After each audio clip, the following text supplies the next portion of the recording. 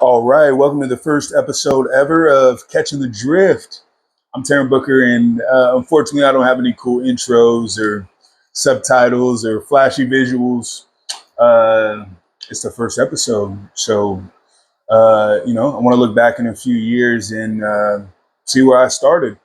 So we'll see where this goes from here. We're definitely going to work on integrating that into the future, get an intro going. Who knows? Maybe in a few months, might even have some sponsors. Um, but for right now, the biggest inspiration for where I'm at right now is that, and I think it's something that a lot of people, especially I'm 29 years old, so I'm right on the borderline of millennial and Gen Z. And I think a lot of people my age and younger, and assuredly even people older, are struggling with a massive flow of information. You know, we live in a consumer society, and I know that one of the biggest inspirations for me choosing to become a content creator is to not just be a consumer. And it's not to delude myself into thinking that everything I say or do is going to be original. Um, but it's about becoming a producer and a consumer, not one or the other, because I mean, we're all going to consume but we don't all necessarily produce. Uh, and that's where I found myself at a lot of times is just passively consuming content, passively consuming, just being a passive observer of my world in general. And I think it tends to reflect in our social lives and in the people we interact with, how you operate inwardly. Kind of similar to like the as above, so below esoteric concept, which I'm not going to get into today. uh, but basically, that what happens outwardly is a reflection of what's happening inwardly. And when we're content to always just consume, whether we're listening to music, whether we're watching sports, whether we're watching movies, whether we're reading books, those are all great. It's not that any of those things are wrong, but it's when you're just passively observing life and you're not developing your own perspective within it. Basically allowing other people to think for you or to show you the right way, and rather than, you know, I think everybody gets inspired, but how much I think true inspiration leads to you integrating something within yourself. Like for example, I'm going to use an example of, so when I was growing up, two of the athletes that I most looked up to were Cam Newton and LeBron James. You know, never knew why they were my favorite athlete. I mean, I idolized them, but I never really like put two and two together. I just thought, oh yeah, man. I mean, they're dominant athletes. But as I've gotten older, I realized that what drew me to those two were that they embodied the type of athlete that I wanted to be. I've always been a big guy. I'm about 6'4", just under 300 right now. And I was always drawn to them because they embodied, what my physical ideal was. It was not to be overpowering in strength, it was to be strong, it was to be quick. It was basically like, I want to be that type of person that, man, which right now has inspired me to do distance running because nobody my size is running, this amount of miles. And I liked to be that anomaly. I like to be that difference. And that's what I saw them as, but as a teenager, it was just, oh, they're awesome. And so it was just empty idolism, and now as an adult, I realized like, oh, I idolized them so much was because they were embodying what I wanted to be doing. I saw them and it's like, yeah, that's the marker right there. And so that's where I want to lead it back to inspiration. And so now that I know that as an adult, I'm able to realize, oh, all right. I mean, I know that I want to be a hybrid athlete. I know that I don't want to just be able to bench 500 pounds, which I can't right now. But what I'm saying is I don't want to just be a big old power builder that can lift weight. I want to be big. I want to be quick. I mean, you think about how many things that they, you think about the different things they've said about just the two that I've mentioned. Man, nobody that big should be able to be that quick. Nobody that quick should be able to be that strong. And nobody with that amount of raw athletic ability should not be that intelligent. That's another thing that athletes like LeBron James get lauded for is his intelligence. And that's exactly how I wanted to be seen. I didn't want to just be a one dimensional, all right, you're ridiculously barbarically strong. Nah, man, I want to be breaking the mold of what a big man is. And so now as an adult, I'm able to embody that in my life. And so I'm going to catch the drift of where I'm going right now and direct this back to the path, because the whole point of this show, not the show, episode, the whole point of this channel is, hence the name Catching the Drift, is realize that,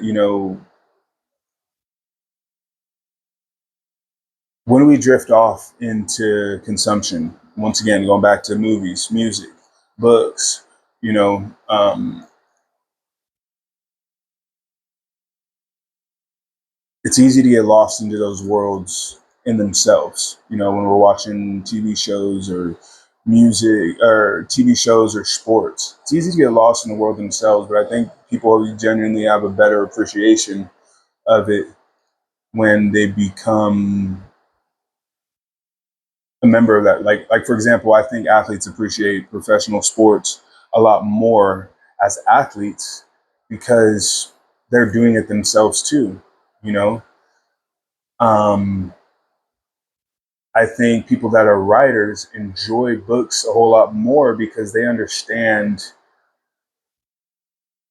what goes into becoming one of those things. And so, uh, this leads me to where I'm at right now. I want to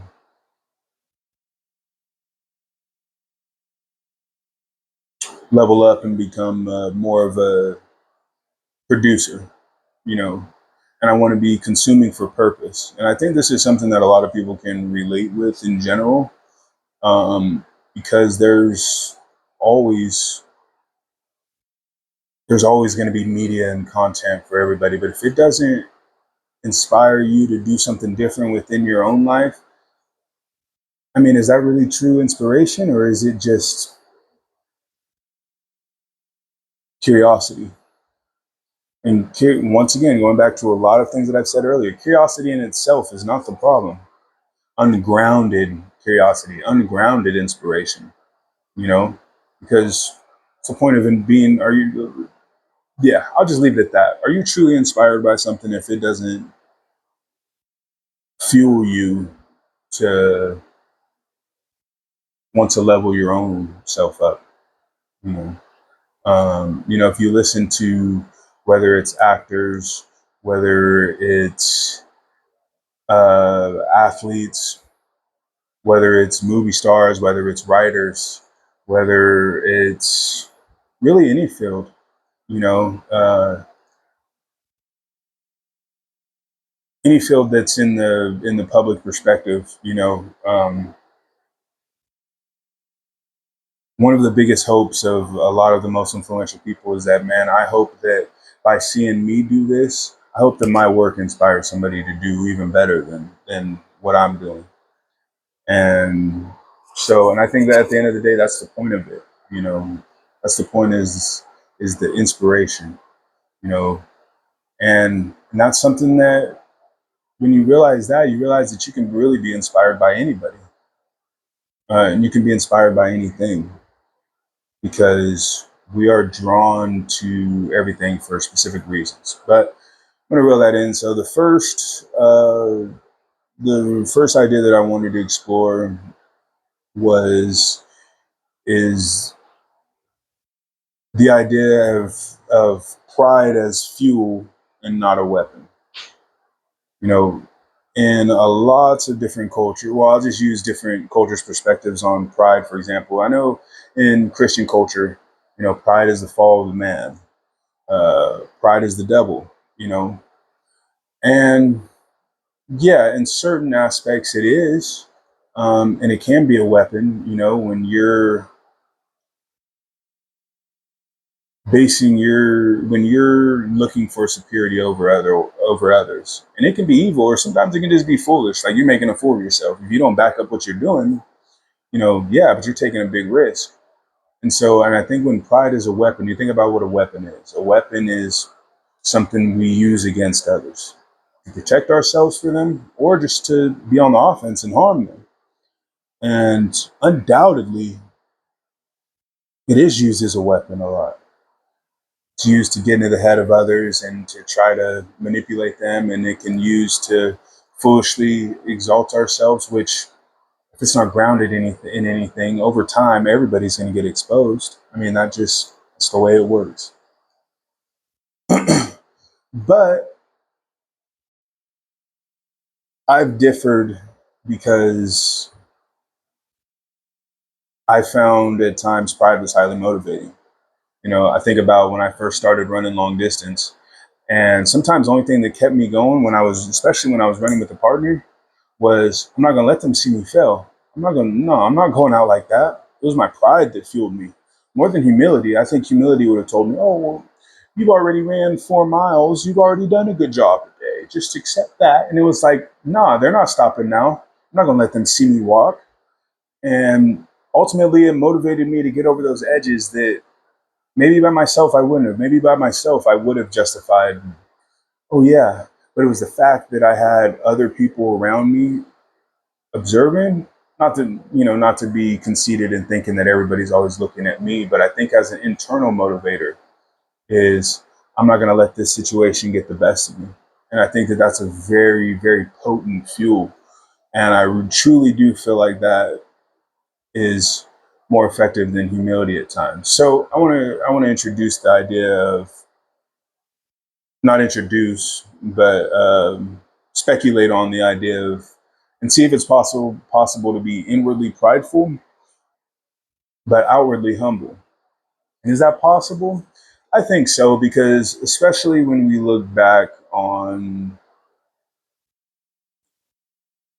in the postmodern age right now, where a lot of things are subjective, a lot of things that have held everlasting value, it's kind of getting, there's a lot of people that believe that meaning is subjective, and there's not really objective truth. There's just different interpretations we attach to it. I'm not going to get into that. I'm going to reel that in. I don't want to open that can of worms right now.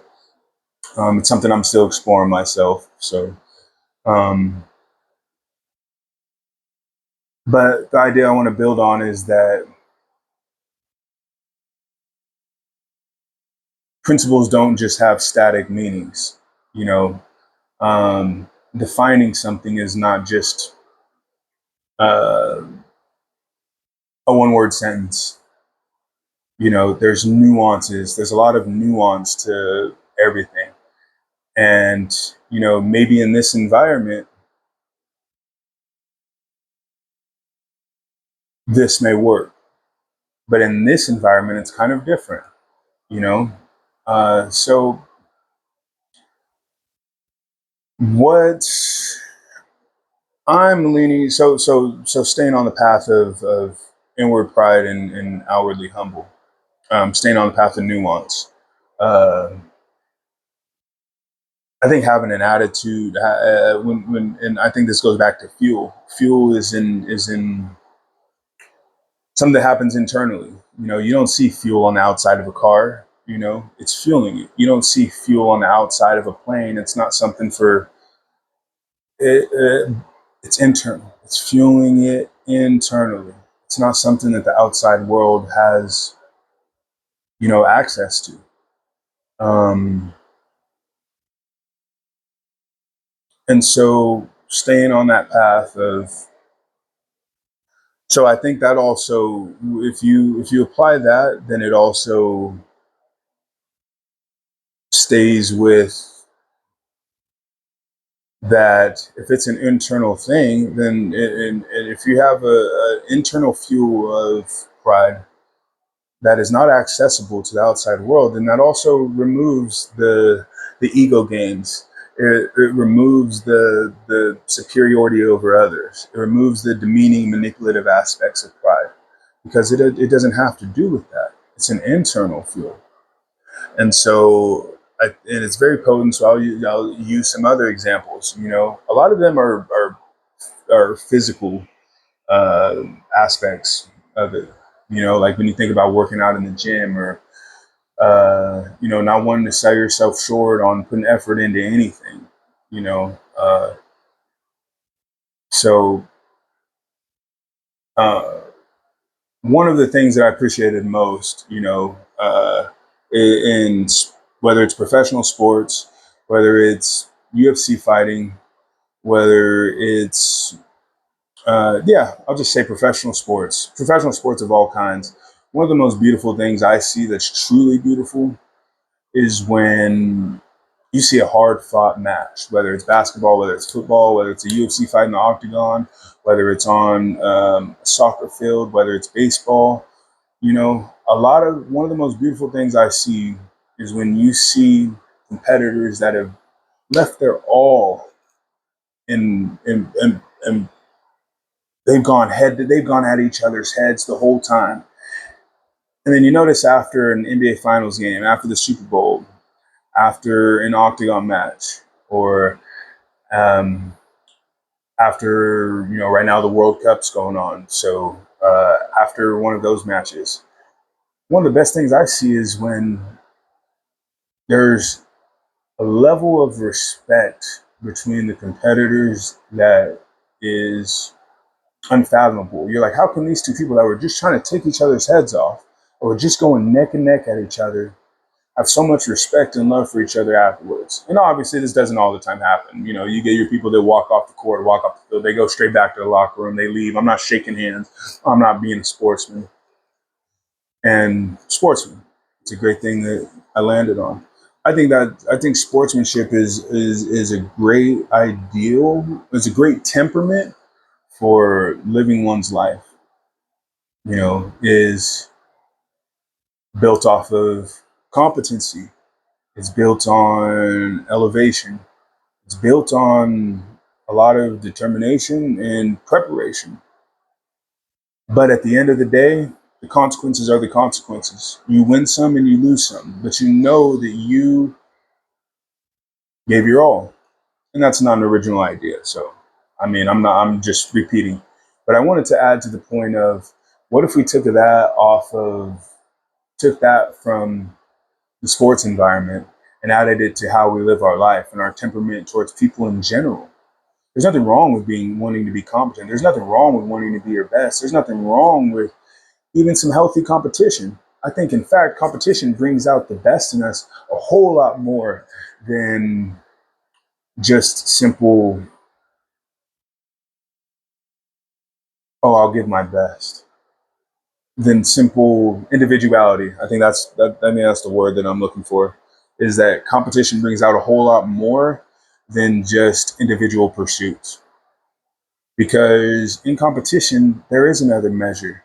When you're just measuring yourself against yourself, it's great, and I'm not saying there's anything wrong with it, but are we really ever tested until we come into contact with other people? You know, um, and it's not a just as in sports. They're able to leave it on the court. They're able to leave it on the field. They're able to leave it wherever. But while that is taking place, it's me or you, and somebody's going to come out on top, or it's us or them, and somebody's going to come out on top. And that will to power, which brings to mind Friedrich Nietzsche, which she criticized Christian tradition a lot for this, is that Christian tradition, the humility inspires a lot of servitude. And he basically made the idea that, as a Christian, is it stifles excellence and it rewards mediocrity, you know. And I have to say that's something that's resonated with me at times, um, and kind of being in the middle, because there is a lot that I gain from, there's a lot to be inspired from in Christian tradition. But then when I veer into, when I actually start reading Nietzsche, and then I'm realizing he's exposing some of my own inner thoughts. And I think that that's awesome. And it's not about, and the mistake that I made a lot of the years in my early 20s was jumping from one perspective to another and being like, oh, yes, that's right. All right, I'm discarding all the other previous perspectives that did inspire me in the past. And this is it. This explains everything. But it's, and this is what I want. This is what I want this channel to mainly do with all the different uh, ideas and books, whatever I come in. I mean, I don't have a script for where this is going to go, but I know that I'm a naturally very curious soul, and I know that naturally I'm going to explore a lot of ideas. And the biggest guiding principle that I want this channel to help do and to be an illustration of is being able to recognize the value of different perspectives without discarding one for the other. Because that's a very quick road to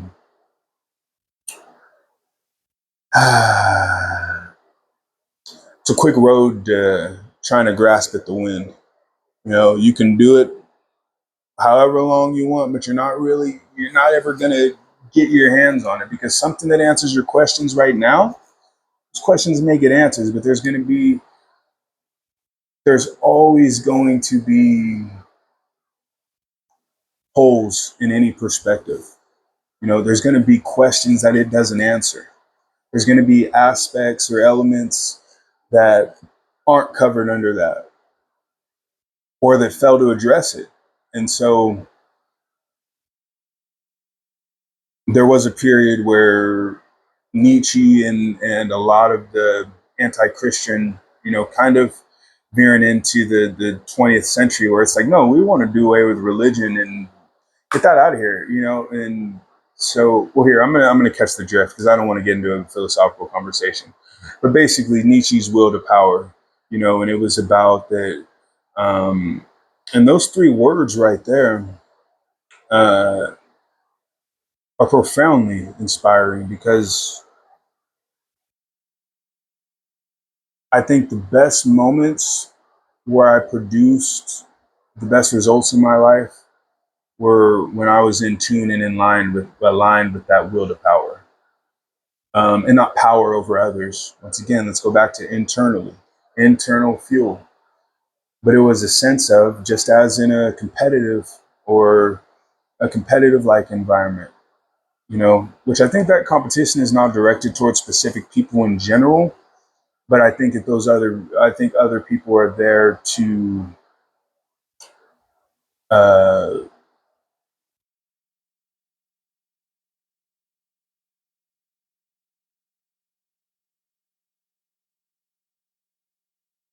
to be a projection of they're there to actually gauge and test where our realities at. Like, for example, you think you're a good ball player, you know, shooting by yourself all the time, and that you're not going to be able to get a really good gauge until, all right, well, go to the local gym and hoop against some people that hoop. Let's see how you do now. I mean, you're doing great. All right, you're a great hooper on your own, you know, and that's cool and all. But let's see if you really good, because there's going to be a lot that you realize that you're missing about. Oh, it's like, oh, all right, all this amount of practice doesn't simulate what it's like living in the moment. And so let's switch away from physical uh, to reality in general. You can read a lot of books. You can consume a lot of content. You can get a lot of information, but it doesn't replace living it. It doesn't replace what it's like actually in that moment. You can read about public speaking. You can read about becoming persuasive and becoming a good salesman, but until you're in that moment, when you're actually making a sales pitch, when you're actually giving that speech, when you're actually attempting to resolve conflicts, it's a whole lot different than just reading some instructions. And yeah, you can have it all down pat uh, in the rehearsal, but let's face it, rehearsal is big difference between rehearsal and game time. And I mean those things in very broad concepts. I want you to look at the principle of what I'm saying. So going back to the idea, because I want to keep these first few videos under 30 minutes, and I want to stick true to my aligning principle of catching the drift. So So the drift today is pride is fuel, not a weapon. And can you be inwardly prideful and outwardly humble? And what would that look like? Well, so once again, this is the best example I can give for right now. So I think it goes back to there's a certain level of pride that pushes any ambitious high successor, whether it's a lawyer working for a partnership in a law firm, whether it's a medical student working to get her nursing license or become a doctor, whether it's um, athletes preparing, anything that requires excellence and mastery. I think there's sometimes it just takes. I think all those people have a certain level of pride that they take in what they do that won't let them compromise themselves. And that's another good element is they have a certain appreciation for what they do that doesn't allow them to compromise themselves, and it pushes them. You know, sometimes the only thing that would get me out of bed was when I mean, shoot, like say having a running partner helped me a lot because there was lots of days, man, I just wanted to sleep in. But and I was hoping they wouldn't text me because it's like, man, we're supposed to do a sunrise run, and I'm not feeling that. And then they text me, oh, we're still on for the morning, and I'm like,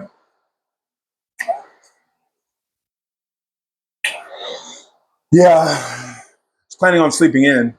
It's like, oh, you know what? Maybe I'll just let the phone ring in the morning. You know, now I wake up to the phone ringing, and I'm like, oh, just act like I didn't hear it. And I'm like, no, I can't do that. I can't do that. Nah, I ain't going out like that. And I get up and yeah, hey, I'm gonna be at your house in a minute. Be ready. All right. And I think that's a great example to show that pride is not, it's not that, oh, I'm gonna show you. It's I'm not gonna compromise myself because my self-respect won't let me. You know, my self-respect won't let me you know, I know what won't I'm not gonna get shown up, but it's a healthy competition, and so, and I think I'll close with this. I just think humility sometimes allows us to settle. And I think it's great for after the fact, but I think that while you're doing something, like your fuel, it sits in your tank, but while you're driving, that's active. You gotta have that there. No, I'm not gonna let myself fall short. I'm not gonna do that. I'm not gonna do that. I'm not gonna go out here and let people see me quit.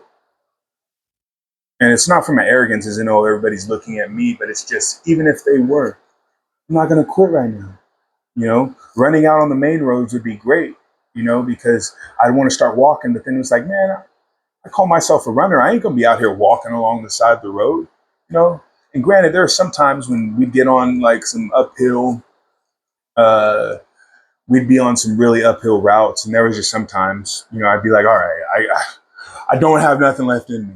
But anybody that's but if I'm on a flat ground, nah, I ain't walking. Especially if I'm out running in the public eye, I'm not gonna be walking. You know, uh, that is if I'm dressed up, for running. And so, hopefully, I leave the idea that inwardly prideful and outwardly humble. You know, and I haven't really spent too much time on outwardly humble, but I think the humility comes from after the fact. And I think that during and while you're preparing for something, I think that pride is the best fuel that you got because that's what's going to allow you to truly strive for excellence. Saying, you know what, man, I'm not going to be that dude drinking, I'm not going to be that drunk guy at the bar anymore. I'm not going to be that that dude sitting around doing nothing, that it doesn't, not even trying. I may not have too much going for me, but you know what? I'm at least gonna be striving for it. I'm not gonna do that. And sometimes when we see, ourselves and others, or see others doing things that we know that we're doing, sometimes that's the biggest motivator of all. I know that that's fueled me a lot because I'm like, I'm that person. I'm not going to be that person. And the Bible mentions something about this, like, oh, don't judge others, lest you also be judged. Uh, but I think when we accept that and say, all right, I am going to be judged, and I'm going to judge that for what it is, not judging people, but I'm going to say, I'm not going to do that. And I think that's where it's a little more helpful is saying, I'm not going to do that, uh, because if we attach it to people, but at that moment, that's what that person embodied. You know what? I'm not going to be that stoner that's just smoking his life away when he has his full life ahead of him. There's too many people that have, you know, uh, wanted the opportunities that I have, you know, that would kill to have the opportunities that I have and abilities. And I'm just throwing it away. And I'm not going to be that person. And I think there's a certain level of pride that allows yourself not to be compromised. And so, yeah, accept the results. But in all your striving, use it as a fuel, not a weapon, but fuel. So this is the first episode. Definitely take any feedbacks. I mean, not like I'm expecting, 1,000 viewers or anything, but definitely want to keep building from here. So it's the first episode, and yeah, I'll take care.